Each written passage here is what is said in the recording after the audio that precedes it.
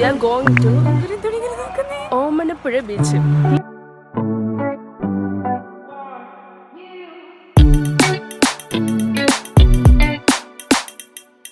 Finally നമ്മൾ ആ ഡെസ്റ്റിനേഷനിലെത്തി. അതെ, നമ്മുടെ ഓമനപ്പുഴ ബീച്ച്. ഓമന പോലുള്ളൊരു പുഴയാണ്. അതെ, വെറുതെ അല്ല അതിന് അങ്ങനെ ഒരു പേരിട്ടത്. ഭയങ്കര കാമാൻ ക്വയറ്റായിട്ടുള്ളൊരു കടൽ തീം. അധികം ബഹളമില്ല. ഇവിടുത്തെ തിരമാലകൾ പോലും ശബ്ദിക്കാതെയാണ് അല അത്ര ഓമനത്തുള്ള ഒരു ബീച്ചാണിത്.